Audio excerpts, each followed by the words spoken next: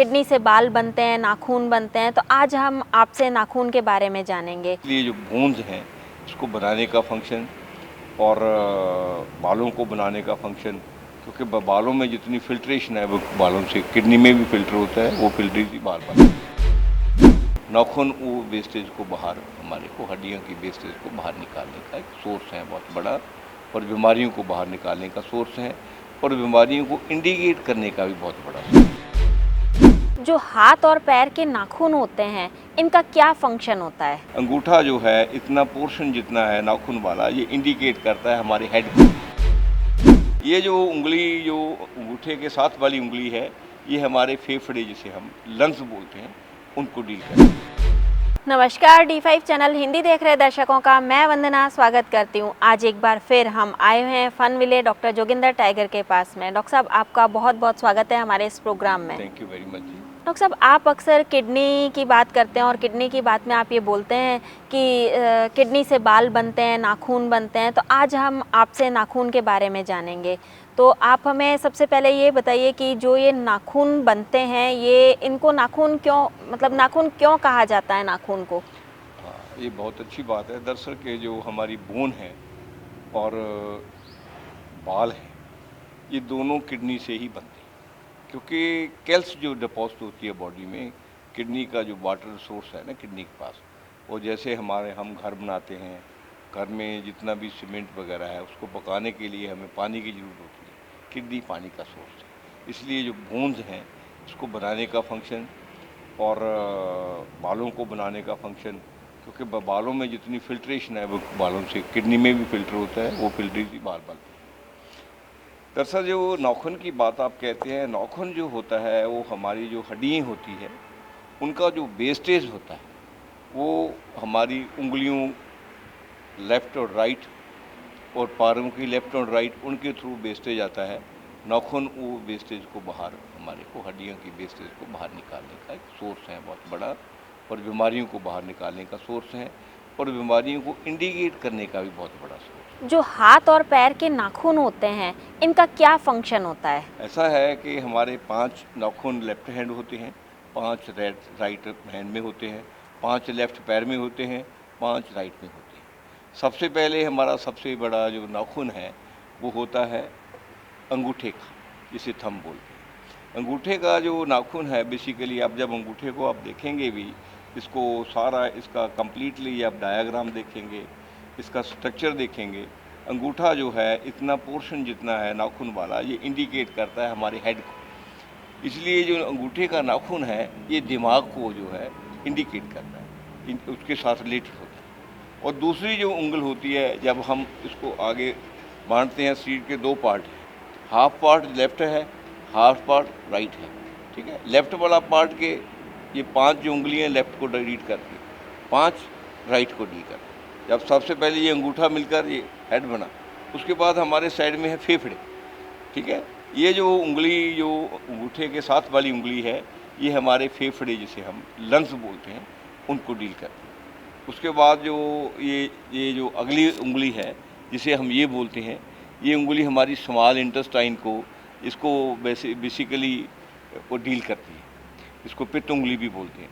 उसके बाद जो फिर 4th उंगली है, जिसे हम रिंग फिंगर भी बोलते हैं, ये उंगली हमारी फेफड़ों को भी डील करती है, साथ में लार्ज इंटेस्टाइन को डील करती है। उसके बाद जो ये फिंगर है, लेडी फिंगर, जिसे हम चीची उंगली बोलते हैं, ये चीची उंगली हमारे हार्ट को डील करती है। ऐसे ही हमारी 5 लेफ़्ट और 5 राइट और 5 पाँव की लेफ़्ट और 5 पाँव की राइट, ये 10 उंगलियाँ पाँव की, 10 और हाथ की, ये ऐसे अलग अलग जगह को डील करती है। हमारे हाथ और पैर में जो नाखून होते हैं उंगलियों में, वो सब अलग अलग शेप के होते हैं, अलग अलग तरीके के होते हैं, तो वो क्यों होते हैं? हाँ, वो ऐसा होता है, जैसे अलग अलग शेप के इसलिए होते हैं कि जैसे नर्म नाखून है, नर्म नाखून इंडिकेट करते हैं कि इस आदमी में ज़्यादा कफ का प्रकोप है, क्योंकि जो कफ है श्लेष्म होता है, श्लेष्म जितना ज़्यादा रहेगा उतना नर्म रहेगा। और जिसमें जो कुछ नर्म और चमकीले नाखून होते हैं वो पित्त को इंडिकेट करते हैं। जिसमें नाखून सख्त और हार्ड होते हैं, और जिसको ब्रिंकल भी कहते हैं, टूट भी जाने लग जाते हैं, वो इंडिकेट करते हैं हमारी बाजू दोष को, उसको पित्त, वात, पित्त और कफ बोलते हैं, वो ये इनको अलग अलग डील करते हैं। और ऐसे नाखून का कलर भी है, जैसे किसी में कमजोरी है या जॉन्डिस है, जॉन्डिस वाले के नाखून जो होंगे वो पीले रंग के होंगे, कमज़ोर आदमी के नाखून बैठे हुए होंगे और थोड़ा पीले होंगे, और रंग में अगर पीले नहीं होंगे तो वाइटिश होंगे, वो पिंक नहीं होंगे, रेड नहीं होंगे। और जिस आदमी में गर्मी है, ज़्यादा चमकीले नाखून हैं, उनके नाखून रेड होंगे कि उसमें खून का बहाव ज़्यादा है। उससे पता चलता है कि वो आदमी हार्ट वगैरह और चीज़ों की प्रॉब्लम का वो फेस कर रहा है। और जिस आदमी के नाखून पिंक रहेंगे उसका मतलब होता है कि बॉडी में इसका खून का मिकदार बहाव ठीक है, इसका बॉडी सिस्टम ठीक है। ऐसे अलग अलग होता है। जैसे नाखून में हमारे अगर ये सीधी लाइनें हैं, सीधी लाइनें इंडिकेट करती है कि इसको आदमी को हाजमे की खराबी है और ये प्रॉब्लम है। अगर ये यही लाइनें टेढ़ी होती है तो ये करती है इसमें लंबी बीमारी है, इसके किसी जिसमें ये लंबी बीमारी की उसके नाखून में ऐसे ऐसे लाइनें हो, जिसमें हाजमे की खराबी की उसमें ऐसे ऐसे हो। ये अलग अलग नाखून अलग अलग चीज़ को, अलग अलग बीमारियों को इंडिकेट करते हैं। और उसके आगे जैसे ये हमारी अंगूठे के साथ वाली उंगली है, अगर इसमें सफ़ेद धब्बे हो, ये इंडिकेट करते हैं कि फेफड़ियों में कुछ ना कुछ डिपॉजिट हुआ होगा। अगर हमारी ये रिंग फिंगर है, इस पर वाइट निशान हो, तो ये इंडिकेट करते हैं कि हमारी बॉडी में कहीं ना कहीं कैल्शियम डिपॉजिट हो रहा है। स्पेशली ये कैल्शियम जो है पित्त, जो गाल ब्लैडर जिसे कहते हैं, पित्ते में डिपॉजिट हुआ है कोई ना कोई स्टोन। ऐसे अलग अलग इसके इंडिकेशन। जब नाखून खराब हो जाते हैं तो क्या वो वापस से ठीक भी हो सकते हैं? बिल्कुल एकदम ठीक हो सकते हैं, मगर इनको ठीक होने के लिए, नाखून को ख़राब होने के लिए 9 महीने लगते हैं। इसलिए 9 महीने में नाखून बनता है पूरा कंप्लीट। नाखून इस जॉइंट से शुरू हो जाता है, बाहर तक इसको आने के लिए, पूरा कंप्लीट होने के लिए 9 महीने लगते हैं। इसलिए इसे नौखिन कहते हैं। नाखून 9 महीने में ख़राब होता है और 9 महीने में ठीक हो जाता है। ठीक नाखून को ठीक करने के लिए हमें 3 चीज़ों का ध्यान रखना होता है। सबसे ज़्यादा हम जब नाखून खराबी का कारण हमारी लार्ज इंटेस्टाइन और किडनी, लार्ज इंटेस्टाइन में ही हमारा पखाना बनता है, उसी में हमारा पेशाब बनता है। पेशाब जो है वो किडनी को जाता है, किडनी से ही हमारे नाखून की ग्रोथ होती है। इसलिए लार्ज इंटेस्टाइन और हाजमे को ठीक करने के लिए और पौष्टिक डाइट देने से नाखून एकदम सुंदर हो जाते हैं। और 9 महीने के बाद नाखून जो टिड़े हुए होते हैं, या ब्रिंकल होते हैं, या टूटने वाले होते हैं, या हार्ड होते हैं, या गैस की ट्रबल से होते हैं, या किसी और बीमारी से होते हैं, अगर ठीक ढंग की कोई दवा बूटी कोई वैद्य हकीम डॉक्टर अपने ढंग से देता है, अगर उसको बाकी एस्थेटिक सेंस है तो उससे ठीक हो जाते हैं। नाखून कभी लगाने से ठीक नहीं होते। नाखून लगाने से तो ऐसा है कि अगर आपके नाखून जैसे बढ़िया हैं उसको और बढ़िया करना हो फिर ठीक हो जाते हैं। नाखून को लगाने के लिए सबसे बढ़िया रात को जो हनी होता है, हनी और शीशम ऑयल, इसको ही जैसे नाखून पॉलिश लगाते हैं, अगर लेडीज़ हनी और शीशम ऑयल की पॉलिश रात को लगा लें और सुबह उसको धोएं, और 2-3 दिन 4 दिन के बाद वो महसूस करेंगे कि नाखून मेरे नए लगे। मगर नाखून को साथ साथ में शरीर को जो प्रॉपर खुराक, पौष्टिक खुराक देनी पड़ती है, तो नाखून और सुंदर हो जाते हैं और ख़राब हुए नाखून दोबारा भी आ जाते हैं। कई बार नाखून जब खराब होते हैं तो उनके ऊपर फफोला टाइप से आ जाता है, तो वो क्या होता है? वो एक बड़ी बीमारी का अंदर से इंडिकेशन है। उसमें इसका मतलब ये होता है कि नाखून के ये दूसरे पोर से आगे कोई ना कोई वायरस बैक्टीरिया है जो उसको बढ़ने नहीं दे रहा, उसका फफूंदा बनता है। नाखून अक्सर बढ़ते रहते हैं तो इनको काट दिया जाता है, अगर ये ना बढ़े तो क्या होगा? ना बढ़े तो नाखून में बढ़ना ही होता है, क्योंकि हमारे शरीर में जो वेस्टेज है उसके सोर्स हैं। जैसे पसीना ग्रंथि स्वेटिंग देती है, हमारे लंग्स ने जो फालतू किस्म का श्लेष्म है, बलगम है, वो बाहर निकालना होता है। ठीक है, डायाफ्राम ने सांस को बाहर निकालना होता है। बालों ने हमारे अंदर से सीक्रेशन से बहुत और चीज़ें, इवन ऑक्सीजन के बहाव को ठीक करते हैं बाल। लोगों को इस चीज़ का नहीं पता होगा। ऐसे नाखून जो है हमारे जो हड्डियों की वेस्टेज होती है, उसको नाखून के थ्रू ही हड्डियाँ जो है उसका वेस्टेज आती है, नाखून बढ़ते हैं। जो नाखून बड़े होते हैं, जिसको मैच्योर कहते हैं, वो काटते हैं, वो वेस्टेज ही होती है। वेस्टेज हड्डियों में होनी होती है, इसलिए नाखून ने हमेशा बढ़ना ही होता है।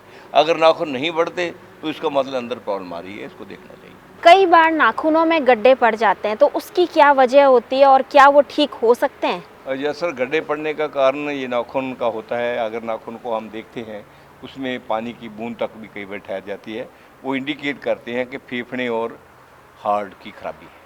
अगर नाखून में गड्ढे पड़े तो फेफड़े और हार्ट की खराबी होती है, उसको चेक करना चाहिए, उसको ठीक करना चाहिए।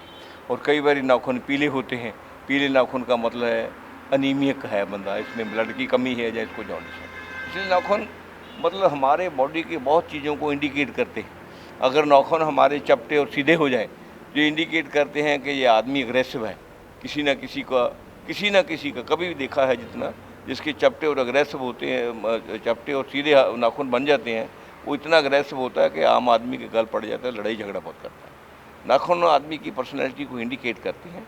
अगर नाखून पे हम स्टडी करें और टॉक करें बहुत लंबी हो जाती है, मगर नाखून डायग्नोज के लिए स्पेशली डॉक्टर, हकीम और वैद्यों को इसके बारे में बहुत अच्छी जानकारी होनी चाहिए, तभी शरीर को हम अच्छी तरह डायग्नोज करके उसका ट्रीटमेंट कर सकते हैं। आपने बताया अंगूठे का जो नाखून होता है वो मस्तिष्क से जुड़ा हुआ होता है, तो मस्तिष्क को संतुलित रखने के लिए क्या नाखूनों को कैसे मतलब नाखूनों का ट्रीटमेंट किया जाए कि मस्तिष्क संतुलित रहे? देखिए, अगर नाखून खराब होता है, नाखून में जस्ट फॉर एग्जांपल सीधी लाइनें पड़ जाती है, स्पेशली अकेले अंगूठे में, इसका मतलब मस्तिष्क में प्रॉब्लम आ रही है। तो हमें मस्तिष्क का ट्रीटमेंट जब करेंगे, मस्तिष्क ठीक हो जाएगा, तो जो हड्डी जो वो मस्तिष्क की रिलेटेड सारी हड्डियाँ हैं जिससे ये वेस्टेज होना होता है, तो वो हड्डियाँ ठीक हो जाएगी, तो उसका वेस्टेज ठीक होने से वो नाखून भी ठीक हो जाएगा। इसलिए हमें फिर उस दिमाग का ट्रीटमेंट करना पड़ेगा, नाखून का नहीं। नाखूनों को स्वस्थ और सुंदर बनाने के लिए कोई उपाय बताएं। स्वास्थ्य और सुंदर तो मैं आप पहले ही बता चुका हूँ आपको कि हम अपनी लार्ज इंटेस्टाइन को साफ रखें, कब्जी न होने दें। लार्ज इंटेस्टाइन की निचली जगह थोड़ा सोजिश आ जाती है, सोजिश न होने दें, और अपना पानी का मकदार सही मात्रा में पिएं। खाने के 1-1.5 घंटा बाद पानी पिएं, या खाने से आधा घंटा पहले ही पानी पिएं। और एकदम जो पुराना खाना ना खाएं, रिफाइंड खाना ज़्यादा ना खाएं, टिंड पैक चीज़ें ना खाएं, और साधारण भोजन, हरी सब्जियाँ और स्पेशली पत्तेदार सब्जियाँ नाखून के लिए बहुत ही यूज़फुल है। लहसुन और गार्लिक का प्रयोग लहसुन के लिए बहुत ही मुफीद है, इसलिए नाखून के लिए उनका प्रयोग करें, नाखून उससे ठीक हो जाते हैं। और थोड़ा नेल पॉलिश की जगह रात को सीसम ऑयल और हनी को मिलाकर उसका नेल पॉलिश लगाएं तो नाखून बहुत सुंदर होते हैं और सुंदर लगते हैं। कई बार किसी दुर्घटना में नाखून बिल्कुल ख़राब हो जाता है या उतर जाता है, तो ऐसे में क्या करना चाहिए? ऐसे में नाखून अगर ठीक है आपके अंदर से तो दोबारा आ जाते हैं, कोई प्रॉब्लम नहीं है उसको, उसका थोड़ा ध्यान रखना चाहिए नाखून का। उसके ऊपर आप हनी लगाएं, हनी से ऊपर दुर्घटना में नाखून को ठीक करने की कोई भी उसके ऊपर कोई दवाई नहीं है, ना ही कोई एंटीबायोटिक है, ना कोई एंटीसेप्टिक है, ना कोई और जितने लोशन हम आयुर्वेद से लगाते हैं उसके ऊपर है। अगर दुर्घटना में कोई भी नाखून ख़राब होता है, तो मेरे दुर्घटना में 10 नाखून ख़राब हो गए थे, आपको पता, सूख गए थे, वो हनी और सीसम ऑयल से ठीक हुए, अब आ गए हैं। मगर उसको आने के लिए मेरे को 14 साल संघर्ष करना पड़ा, दुर्घटना में हुए थे, ठीक हो गए। कहते हैं कि ऑलिव ऑयल की मसाज करनी चाहिए, वो कहाँ तक ठीक है? ऑलिव ऑयल जो है हमारा नहीं है, ऑलिव ऑयल बाहर का है, वो बाहर की फार्मूले हैं। हमारे जितना मैंने देखा है अपने एक्सपीरियंस से, मैं सीसम ऑयल का रिजल्ट जो है ऑलिव ऑयल से ज़्यादा बढ़िया देखा है। वो मैं पढ़कर बात नहीं कर रहा, मैं प्रैक्टिस से बात कर रहा हूँ। पढ़ी हुई बात में मैं भी ये अगर उसको बोलता तो मैं भी उसने कहना था कि ऑलिव ऑयल लगाएं। ऑलिव ऑयल मैं किताब से पढ़ा है, सीसम ऑयल को अपनी प्रैक्टिस से देखा है। मैं उसका रिजल्ट सीसम ऑयल का ऑलिव ऑयल के कंपैरेटिवली खाने में भी और नाखून के लगाने में भी और बालों में भी हनी के साथ मिलाकर लगाने से रिजल्ट ज़्यादा बढ़िया है। इसलिए मैं सीसम ऑयल को रिकमेंड करता हूँ। मेरा कोई ऑलिव ऑयल से कोई अलग कोई मेरा मतभेद नहीं है, ना ही मेरा कोई उससे कोई दुकानदारी है। डॉक्टर साहब, आपने हमें बहुत ही महत्वपूर्ण बातें बताई, आपका बहुत बहुत धन्यवाद। Thank you very much. अगले एपिसोड में आपसे फिर मुलाकात होगी, तब तक के लिए नमस्कार।